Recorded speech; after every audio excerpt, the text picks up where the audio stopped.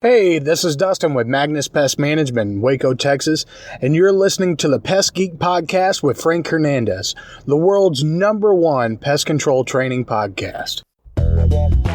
Pull out your hose and grab your can. We're about to integrate another Pest Geek Podcast. Hi, everybody. Frank Hernandez here, and welcome to the Pest Geek Podcast, bringing you the latest information on pests, products, and politics from today's leading industry sources to help you start, manage, and grow your pest control business. Hey, welcome back. Welcome back to another edition of the Pest Geek Podcast. I am Frank Hernandez, your pest geek, here discussing all things pest. We want to remind our audience to join in on the revolution. That's right, join in on the conversation, be part of the society. Pest Geek Podcast Listeners Group on Facebook. And we're on YouTube. We're on the web, pestgeekpodcast.com. Check out there the notes, everything that we put into the podcast. They're all on there. And here is Adam Malanga with today's topic. Hey, this is Adam Malanga. This is part 1 of a 6-part sales training series I want to do with you. And I'm going to start where I think all sales start, and it's with prospecting. So, my opinion, prospecting starts the whole ball game, right? It starts the sales cycle. If you don't have a prospect to sell to or to talk to, then you got nothing. The surest sign of failure in sales is not having anybody to talk to. So prospecting is everything. It starts everything. It is everything. And if you can get to where you're a professional prospector, man, look out. The sales are just coming. Here's the problem.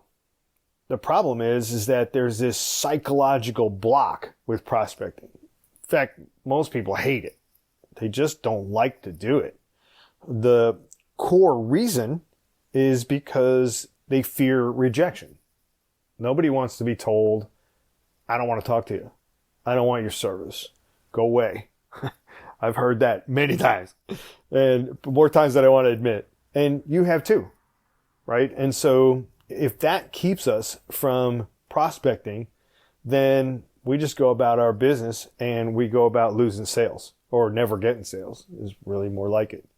So if we can overcome this fear of rejection, that's huge.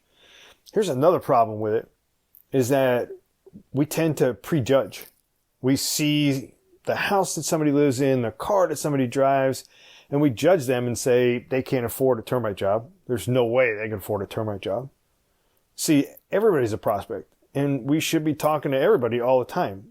Prejudging people on what's important to them is crazy. That's just ludicrous, right? Because people will scrape together 2 nickels to pay for a cockroach clean out because they can't stand cockroaches, and risk the chance of not paying another bill just to get rid of roaches.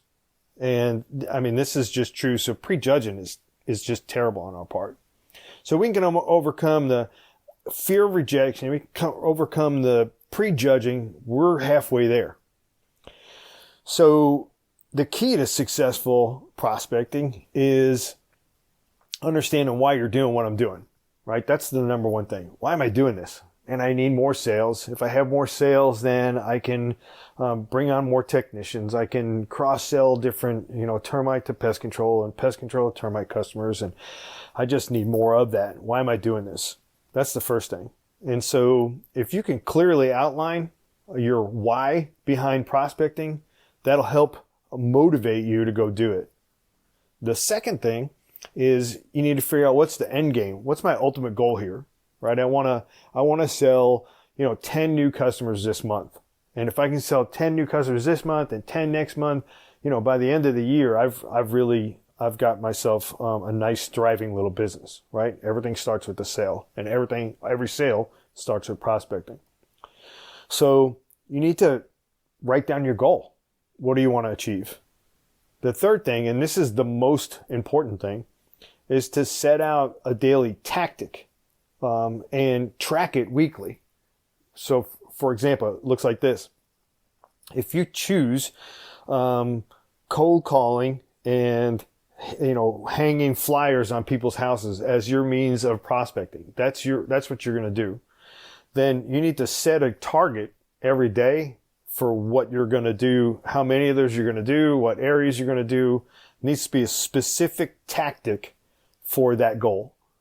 And if you do the tactic today and you do it tomorrow and you do it every day, or if you just say, I'm going to do it 3 times a week or what have you, then the goal will happen. See, we can't necessarily control the outcome, but we can control what we put in, right? And so the tactic is what you put in. So what are different ways of prospecting? Well, you got cold call type prospecting. That would be handing out those flyers, like I mentioned. It could also be giving out business cards at, the local supermarket or gas station or wherever you come across somebody. Because remember, everybody's a prospect, right? So you're giving out business cards. Hey man, if you need me, give me a shout or what have you, just to start that conversation. One of the things that I've always done residentially is cloverleafing. So if you're servicing the customer on North Main Street, then you hit the customer to the east of them, to the west of them, and then across from them on the south side of the street. So it looks like a little cloverleaf. And you hand out your flyers, maybe you hand out your cards, you just knock on the door and say, hey, we're servicing Mrs. Jones across the street. It makes sense for me to service you too. And I stopped by to introduce myself. Cloverleafing is a fantastic way of cold calling. So then there's warm calls. You can do, current customers. So current customers they work somewhere. So if you want to pick up some commercial business, you talk to your current customers. Hey, where you work? Yeah. Wow. That's awesome. Would love to do the pest control out there. Who do I need to talk to? That's fantastic. Can I tell them you sent me? Yeah, absolutely. Or the other way, if you have a current commercial customer and you say, hey, who's doing the pest control at your house? Or maybe you set up some sort of coupon book or something that the company can use to hand out to the employees, and that gives them information about your company, and that they can use your services maybe at a discounted rate just because they work for this business and that business uses your service. So that's an awesome way to get some residential business as well. My favorite is referrals, right? And because people buy by association, generally for 2 reasons. 1, they want to keep up with the Joneses, and 2, they want to keep up with the Joneses, right? So they buy because Mr. Jones bought, I trust his judgment, and so I'll buy from you as well. Or Mr. Jones bought, and if he can do it, I can do it too. So either way, you're in good shape. But referrals are huge. And anytime you can, this is word of mouth type warm calling. Hey, can you send me to somebody? Who do you know? Hey, can I use your name? Do you know your neighbors' names? Will you introduce me to them? That type of thing gets huge traction in terms of prospecting. Can you imagine right now, if you're servicing 500 customers, what one referral would do out of each of them? Even if you only close 20% of them, that's 100 sales. That's pretty good. And that's a good month's worth of work for sure.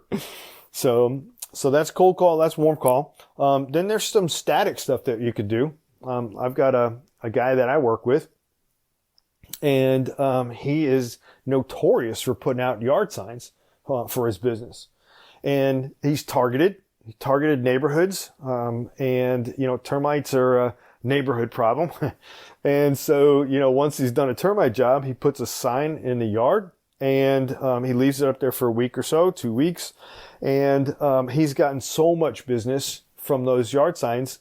He doesn't do a whole lot of other advertising, so which is pretty cool. Doesn't cost a whole lot for a yard sign, gets a lot of views, and it's there 24/7 for as long as you leave it up. So, and people passing by. If you've got a neighborhood that has 500, 600, 700 homes, and you've got a couple of signs in those neighborhoods, man, a lot of people are seeing those signs. It's just like a mini billboard, right? There's also email prospecting. You can buy email list, or if you have the email list from your customers, you can sell them some additional services that you offer. Maybe pest control to termite customers or vice versa. And so that's a great way. Here's a hot one, right? Social media. You can do ads on Facebook. You can boost the posts that you make on Facebook. You can have somebody, maybe pay your teenage kid to just troll around a little bit and look for people who that they know or that maybe are customers of yours that like your page, and they are asking about pests, or maybe it's just people in your neighborhood asking about pests, and they find a post, and you can just comment on that post, and all of a sudden you're talking to that person about solving their problems. So prospecting can be done in just a million different ways. And so, your creativity is the only thing that limits you to reaching out to people. So just as a summary, don't be scared to go out there and talk to people about servicing their homes for pests or their businesses for pests. You're a problem solver, and you never know what's on the other side of that door. You never know what people are dealing with. Hey, I'll tell you a quick story. I sold it was about 14 or 15 locations. It was actually a bagel company. And bagels were hot, I guess, at the time. And they had like 14 or 15 locations. I was just cold calling, just walked in, said, hey, how's your pest control going? And they said, oh my gosh, I can't believe you showed up. Man, we have problems with rodents like you cannot believe. Like, man, let me see what you got. And all of a sudden, bing, bang, boom, I'm talking to the area director and closed 14 or 15 locations. I can't remember exactly how much it was. It was in that range. And closed it in 3 hours. It was done. Picked them all up. They fired their pest control company.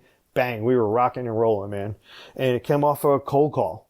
So if I can do it, you can do it too, right? It's just a matter of getting out there. Remember, this is so important.